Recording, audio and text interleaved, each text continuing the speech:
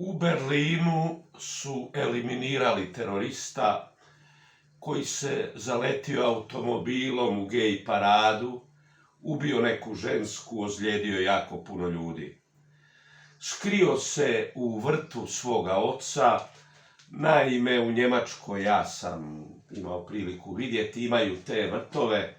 Malo je to otuđeno, dobiješ zemljište, dobiješ i zgradu gdje držiš alat, ali bolje i to nego ništa. Na tom zemljištu možeš si saditi povrće i tako, to zgodna stvar u biti, kaže, malo otuđena, ali zgodna ipak. On se dakle u toj kućici zapravo drvenoj sakrio. Kad je došla policija koja je uspjela otkriti gdje je on, navodno je nasrnuo nožem na policiju i završila je stvar. I naravno završila je onako kako mora završiti. Ono što je problem i što se postavlja pitanje iz dana u dan, od Skandinavije pa na ovu stranu prema Njemačkoj, to je pitanje tko u tu Njemačku dolazi. Naime, on je Libanonac podrijetlom. Ne znam koliko znate o Libanonu, ali tamo živi 30% kršćana, maronita, koji imaju svoje obrede, ali priznaju nadležnost pape u Vatikanu. Imate naravno i Hezbollah, terorističku organizaciju, islamiste, koji su cijelo vrijeme problem u tom Libanonu. Vidjeli ste kad je napadnut Iran, onda su oni raketirali Izrael i uvukli Libanon ni kriv ni dužan u rat. Taj, dakle, dečec je pripadnik vjerojatno islamske zajednice u Libanonu, odnosno njegovi roditelji, koji su otišli u Njemačku, koji su 2002. dobili državljanstvo njemačko. Ali zašto se od Švedske, Danske pa do Njemačke, Francuske postavljaju pitanja? Naime, postavljaju se nakon ovog događaja koga smo mi to doveli u Njemačku i zašto smo doveli. Molim vas lijepo, taj dečec, njegovi su roditelji možda i solidni, normalni ljudi, koji su htjeli Njemačku, koji rade, koji ne znam što, dobili su neki stan možda ako su, kako to već biva u tim krajevima, ako su dovoljno vrijedni pa su dobili neku socijalnu pomoć i ali njegova mater je rodila devijanta. Rodila je lika koji je s 14 godina pretukao neko dijete na školskom igralištu. Godinu dana kasnije je sa nekim svojim jaranom istukao nekog, uzeo mu slušalice koje je imao, osuđen je na godinu i nešto dana zatvora i trebao je to odraditi, ali on je u međuvremenu se radikalizirao na toj islamskoj razini. Išao je u Libanon. Nama ne žele reći u medijima što se točno dogodilo, ali on je tamo uhapšen i deportiran natrag u Njemačku jer je rođen u Njemačkoj, jer ima njemačko državljanstvo i to je problem. I onda se u Njemačkoj događa, kažem i u cijeloj Europi, Alternative für Deutschland, koji će samo tako postavljati pitanja, Zašto mi primamo devijante?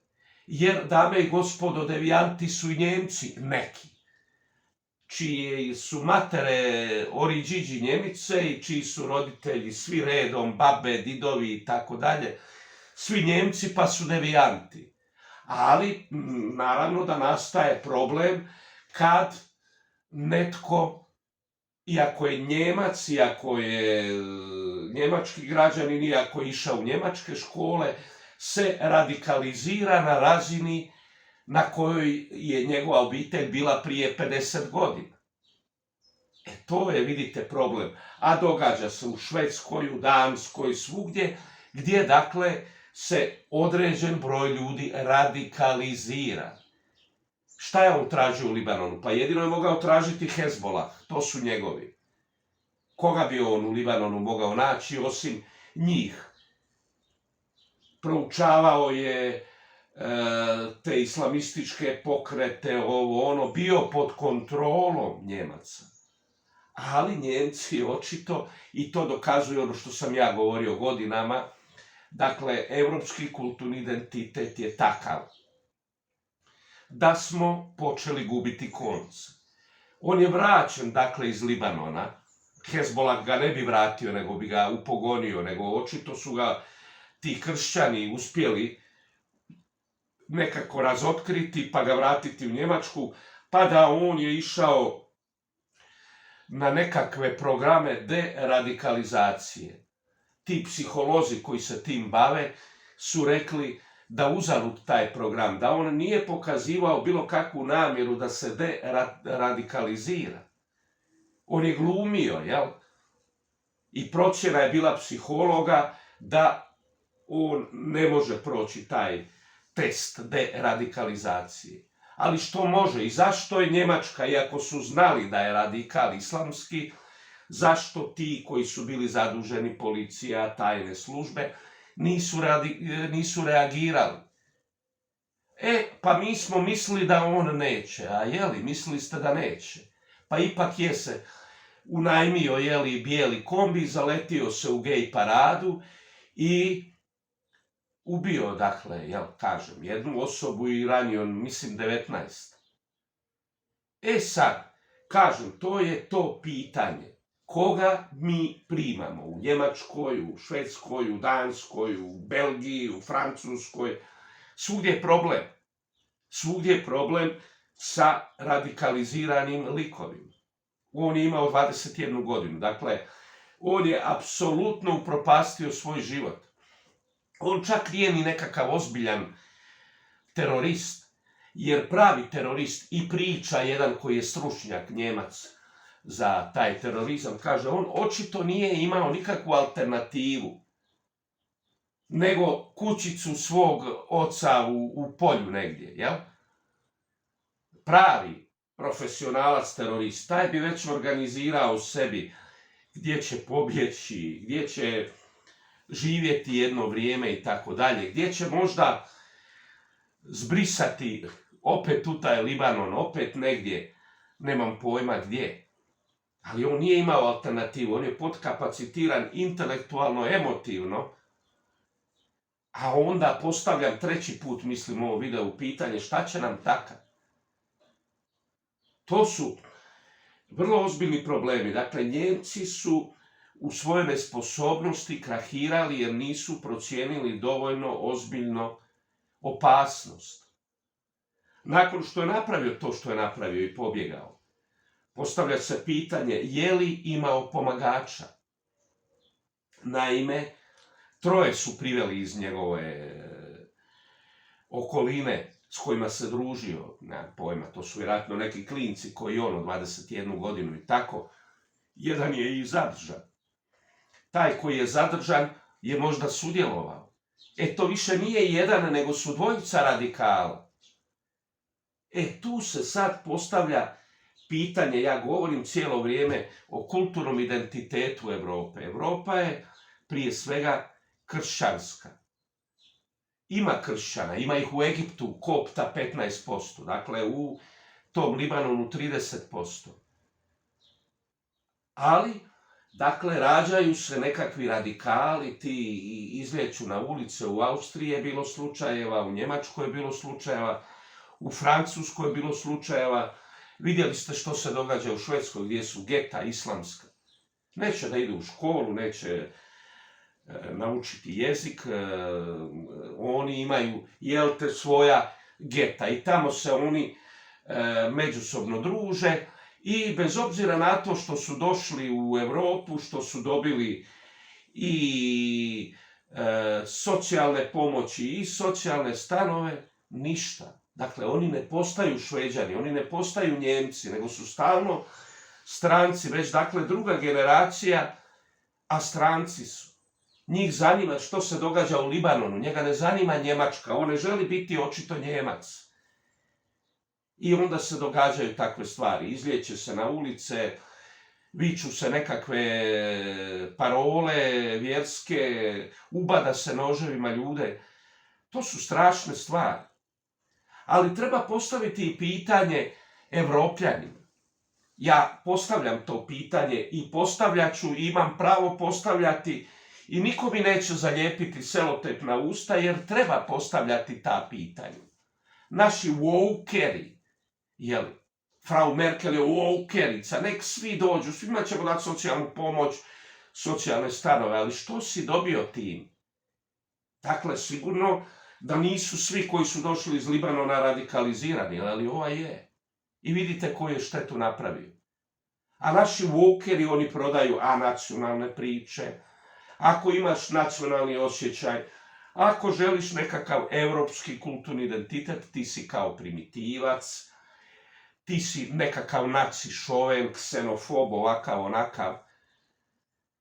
Jeli? Evo pitanje za ove naše na tim gej paradama koji hodaju po Zagrebu, na primjer, pa se ogrnu u zastave koje kakvih, jeli, bliskoistočnih zemalja, pa viču Free Palestina, jer taj iz Libanona je Palestinac. Jeli? Free Palestina, i onda se takav zaleti i jel te, ubije neko ko je sudjelovao na gej paradi. Dakle, koga vi hoćete, koga vi zastupate? I ko su ti ljudi? Ko je taj ko stoji iza tog projekta? Jer to mora biti projekt.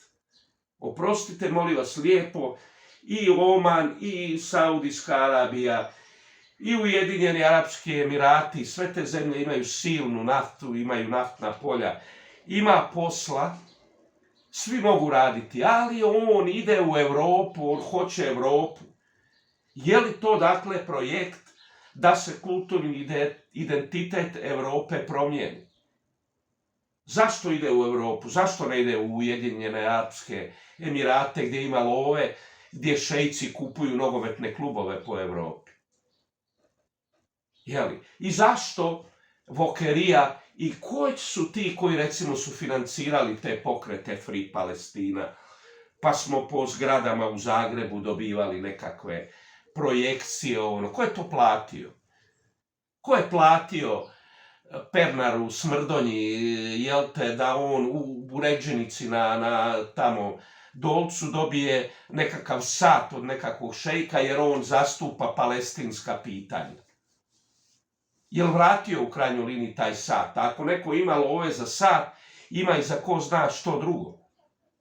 Dakle, ko su ti ljudi koji se šeću po evropskim zemljama i financiraju pokrete koji se zalažu za interese ne Evrope, nego njih? Ja ponavljam, neće mi niko zalijepiti usta i pričati da sam ksenofoban, da sam ovakav, onakav, jer ni nisam. Meni je došao Indijac neki dan, donio neke stvari, ok, nit ga maltretiram, nit želim da se on vrati u svoju Indiju, neka živi tu, dapače, to će nam obogatiti zemlju. Ali ipak moraju biti neki uvjeti, on mora naučiti jezik, a nije ga znao.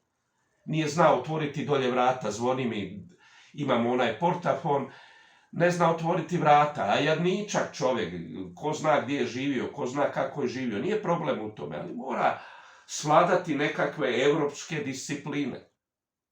Što ja cijelo vrijeme govorim? Kad govorim o hrvatskom kulturnom identitetu. Mi smo imali zabavnu glazbu, imali smo rock glazbu i tako dalje. Što imamo danas? Istočnjačke cajke, primitivizam, smrdljive neoprane nožetine. Pa o tome se radi. Ajmo gajiti svoj kulturni identitet, a onaj ko dolazi se mora meni prilagoditi. Ne može biti ovdje, sorry, ne može. I apsolutno podržavam Trumpa, iako ga wokeri, jeli, ne mogu nacrtanog vidjeti. Molim lijepo, 90-ih, a jadni, a Bosanci naši, a žrtve oni rata, jel te, ovo, ono, lijevo, desno, ode u Ameriku i kriminalac je. Eno ga onaj što su tu neki wokeri lagali, muljali, kako je on jadničak, eto nekad kad je bio mlad malo si je pošiljio oštrog brašna i sad ga kaznio Trump otjerao ga u Hrvatsku, gdje isto ne pripada jer je Bosanac, ali se rodio u Hrvatskoj, ima državljanstvo. Jel? Zato da bi mi napadali ideju deportacija, mi smo njega proglasili ispravnim. A kad neki drugi koji su se potrudili su našli barem 5-6 kriminalnih dijela koje je napravio u Americi. Takav ne treba Americi. Šta će? Šalji ga. Samo žalosno je što su ga poslali u Hrvatsku jer se tu slučajno rodio. I to, kažem, te manipulacije, nacionalni trikovi, zašto bi neko bio primitivan ako voli Hrvatsku i osjeća ponos zbog te Hrvatske? Zašto bi mi stalno imali te nacionalne wokerske priče?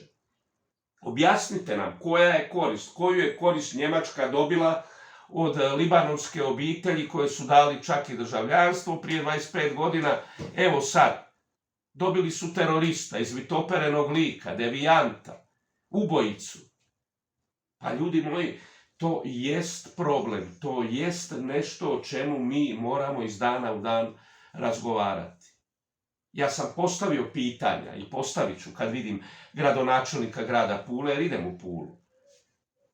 Što ti primaš neku onku bolon poldum? Ko je onko bolon poldum? Je li ona neka umjetnica? Je li ima nekakve škole? Nema ni normalne škole, a da bi imala glazbene i slične stvari. Zbog čega taj Žinović rasteže, jel te, po tamo areni? Ko je to dopustio? Peđica Grbin? Pa molim lijepo, ako on želi slušati cajke i tako dalje, nek sluša cajke, nek slušaju u cajkačkim klubovima. Pa to je normalno. Šta sa cajkačkim klubovima? Slušaju se cajke. Ko voli cajke, ide tamo. Ali nećeš mi u areni usred Pule rastezat cajke i primat Anku Paldum. Ima pjevača, glazbenika svih vrsta i boja, pa ih primaj. Naših, tu iz Hrvatske. Tome se radi cijelo vrijeme. Neću nikakve tamo uvozne, ovakve, onakve ace prije. Kakva aca prije? Počelo je sa Orisom, a završit će sa acom prijom. Arena će se tresti, pucat će tisućama godina stari oni blokovi kamena od cajki. Ima 8 razne osnovne škole, ne zna se potpisati. I to je, jel te, nekakav nivo. Pa imamo mi svoje pjevače, čak i svjetski poznate, ko što je Ivo Robić, molim vas lijepo. Šta će nam otpad nekakav? I to je to, dakle, dame i gospodo, onaj ko se ne želi prilagoditi, ko želi svoje, on mora igrati svoje. Ne može, jednostavno, deportiraj ga odakle je i došao. Ako se ne želi prilagoditi, ako mu srce toliko kuca za nešto odakle je otišao i došao na socijalnu pomoć i socijalni stan, pa izruči ga natrag tamo. Tamo je njegov kulturni identitet, tamo je njegova vjera, tamo je njegov jezik. O tome se radi, dame i gospodo. Ne želiš biti u Švedskoj i Danskoj, idi tamo odakle si došao. Pa to je normalno. Do kad? To stvara zaista nelagodu. Jer ja kažem, nisam čuo ipak da Njemac je sjeo u auto pa se zabio u nekakvu kolonu. Jer on ne voli gejeve. A onda neki drugi primitivci, jeli, kažu, pa eto, to su gejevi, kakve veze ima? Pa nisu zalijetali se autom u Magdeburgu i ne znam gdje sve i ubijali ljude. Nisu to bili gejevi, bili su ljudi koji su uživali u, ne znam, nekakvom sajmu, jeli kobasice i tako dalje. Dakle, nezgodna situacija gdje je jako krahirala Njemačka. Puna ljudi koji su došli, koji izgleda ne žele preuzeti evropski kulturni identitet. A onda kažem, tko zna što će biti budućnost, jer Evropa je zaspala, Evropa je nula, Evropa je dugo uživala, pacala se u bogatstvu, u lađama, pogotovo ti Njemci, 150.000 će u Volkswagenu, već su počeli otpuštati. Jel? Promijenila se stvar, došli su Kinezi sa svojim automobilčekima koji koštaju 5.000 eura. Pokorili su tu Evropu koja je spavala, a bila je i je koljevka intelektualizma, književnosti, slikarstva, glazbe i tako dalje. Ok, uživat ćemo mi, slušat ćemo Baha, jeli? Ali, dame i gospodo, onaj tko ne pere nožetne tamo u Danskoj i teroristi i prijeti naokolo i bavi se svojom Bosnom, pa kume dragi, u roku od mjesec dana lijepo idi ti kume tamo gdje ti najviše voliš biti, gdje je tvoj kulturni identitet od kojeg se ne mičeš. Rakija šljivka bolon, jel tako, burekaj pite bolon, nabijam čekčon, a ne nabijam ni čekčon jer mi je Danska dala socijalnu pomoć bolon, meni je bolan lijepo i onda okolo jel te pritim, smrću novinarima bolan po Hrvatskoj, jel te bolan, jer su meni vokeri danski dali sve. Pa imat ćeš naravno, imat ćeš kao što i u Berlinu imaš, jer ni sam ne znaš danas što se događa. I kažem, onda se čudiš, alternative für Deutschland. Pa naravno da postavljaju pitanje. Njima je sad ovako rejting narastao, jer imaju dokaze da Evropa propada, da je problem i da se sa problemom treba hvatati u koštac dok nije prekasno.